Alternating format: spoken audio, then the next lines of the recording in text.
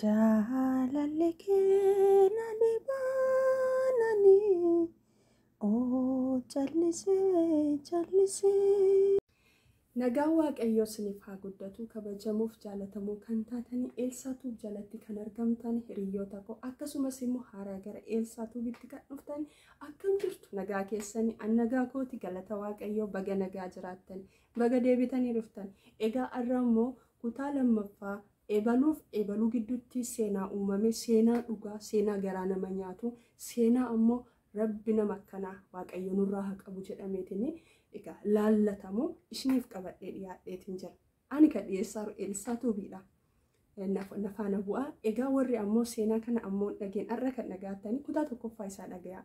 Egaa akkuma isiniin jedhee isheen ammoo biyya kana otoo jirtu biyya yookiin Arabaa keessa otoo jirtu gurbaa jaalateen san suura ishee kan taaneen egaa xiqqoo kan darbeerraa tuttuqa suura ammoo WhatsApp yookiin Imo Facebookii si irra kaayatteeni nama ammoo suuraan ammoo ishee jedheeti jaalateetiin jaalala saniin miidhame seenaa kana qabadhee isiniif dhiyaataatiin jira. Seenaa baay'ee garaa nama nyaatu obboloota koo. Egaa akkuma gaafa duraa isiniin jedhe iddoo isin jirtu iddoo biraati iddoo ammoo jira jettee dubbattu iddoo biraati.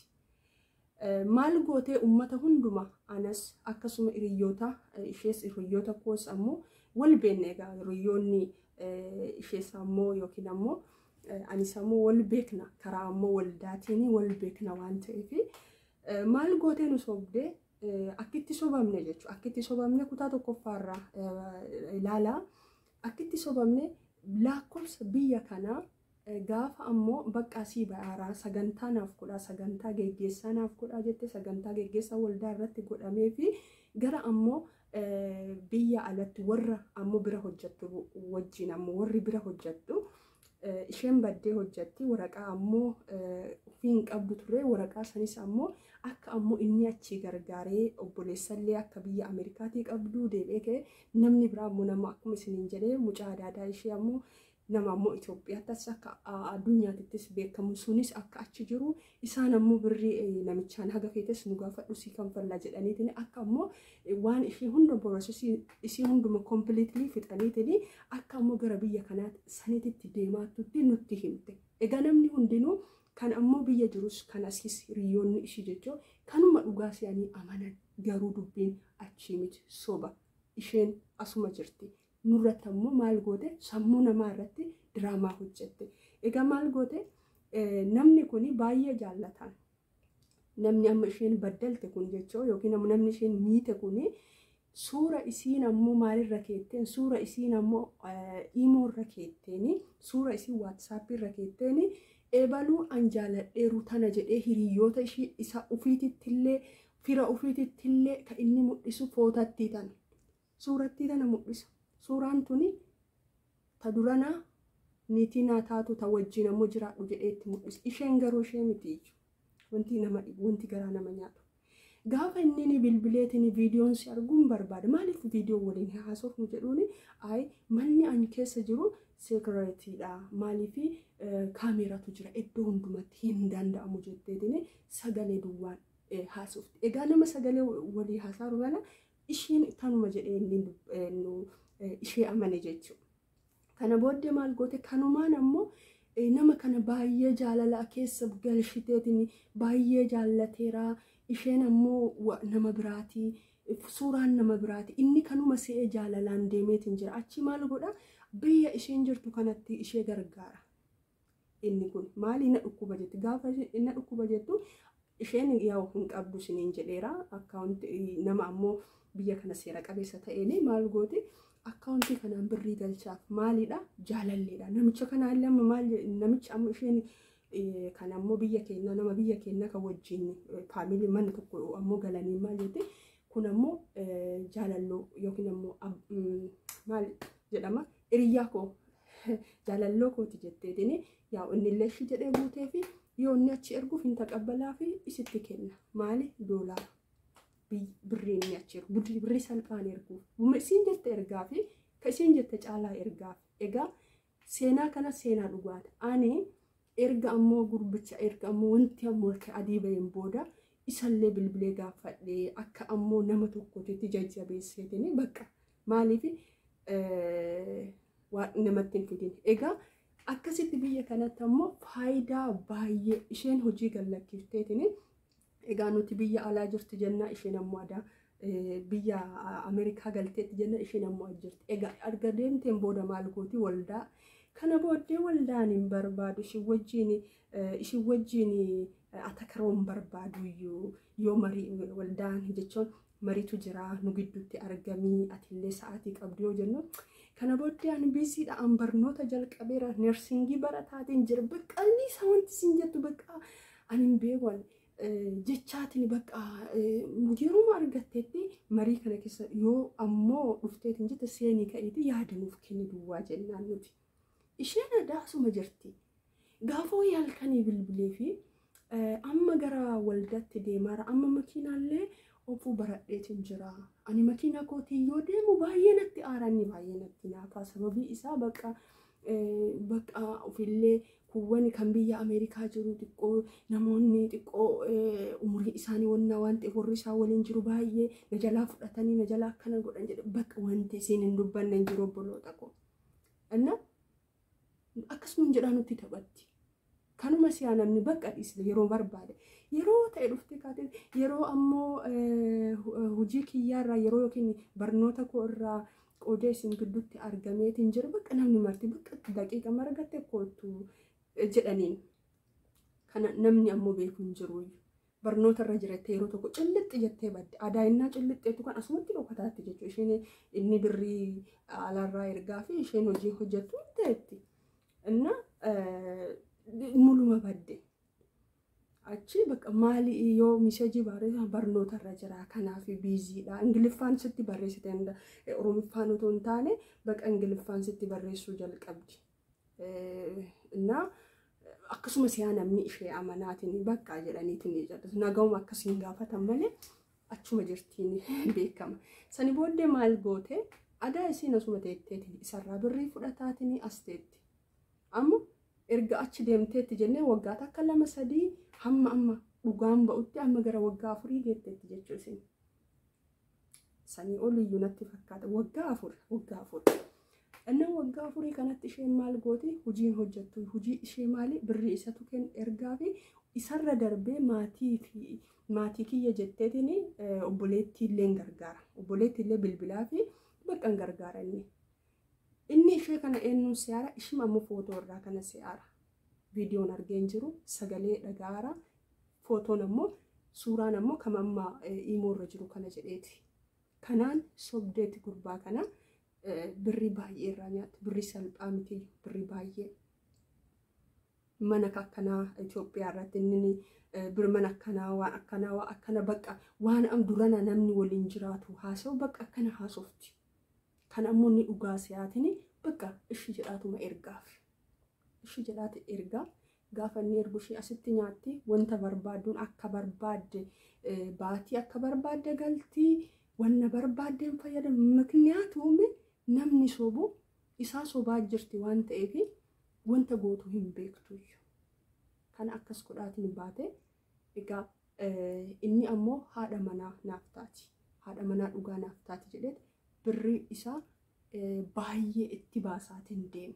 Nuti ammoo warroonni riyyoota ishee taane isheen dhuguma achi baateetti jenneetiin akkasitti beekna. Sanduwwaa miti riyyoota garii ana biraan geenne garuu wanti sun maal goote as fida abbaa manaa kiyyaa isinii fujjisiisaa maaliif kushina nama achitti araba waliin akkana taatanii koota biyya deemaati prosesii achi fitaa kaasii ammoo nu sorry isiniif fidna jedhaatiin dubbatti. Kana hunduma namni dhugaasee hanguma ammoo paaspoortii namoota baay'ee gara nama ammoo 30 jedhanii paaspoortota kanneen bakka ebaluullee nattillee ammoo dhuftu bakka sii hojjisiisa rakkoon hin jiru yoo haga Ameerikaa wantoota ammoo babbarattuuf nama kiyyatee tasin jetti. Saniinillee dhadheetiin rakkoon hin jiru footoo kaasiitii bakka wanna hoppisaa uuma kanneen as ergi achitti ammoo nusiif naqatammoo deemni Itoophiyaa beeka saayikoloojii nama taphatte. Maaliif bakka seexanni yeroo tokko yeroo sammuu namaa qabeetiin jedhe namni adaa wanta boru kan nanarra gahinna boru akkana ta'inna jedhee wanta tokkos ammoo hubatu. Kana gooteetini namoota baay'ee soobdeetini paaspoortii nama baay'ee yookiin bara walitti qabaateen turte. Isheen garuu isa jirti asuma Saawudii Arabiyaa jirti. Maal qaba? Anamma kanarratti seenaa isii dhaabee obboloota ko maal qaba? As jiraachuu osoo duuso bubaatte nama kanas ammoo lakki anini tanamma asirra kaa'eeru tuni hiriyaa kooti malee anaa miti jetteeti. Uumama ishii yookiin ammoo kan rabbi si uume kana waaqayyo siif kenne kana ani tana jettee yoo itti mudhatte maal qaba? Jaallatu haa jaallatu. Yoo waaqayyo isaaf si kennee jiraate yookiin ishee isaaf kennee jiraate eenyu gargar baasuu hin danda'u. Bareedina irratti miti dubbiin. Namni ammoo yookiin bareeda laalu ilame abaaboon tokko ganama yoo laaltu maal ta'a? Hin bareeda.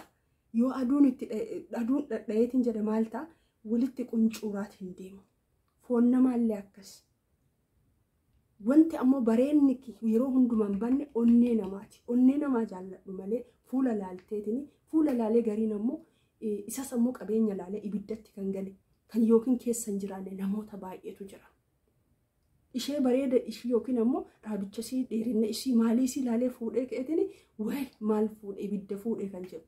Isheenis ammoo makiinaa qabaa maalii qaba jette haga ammoo amantaa ofii jijjiiraniitiin. Amantaa kam keessas kan jiru jijjiiraniitiin haga ammoo yookiin qabeenya sallaaleetti deemanii ashkarii ta'uuf itteerume jedhan hagamtu jira. Nama ammoo jaalalaa ishee akkasaan kabaakabu diddee qabeenya laaltee kan deemtu nama meeqatu jira.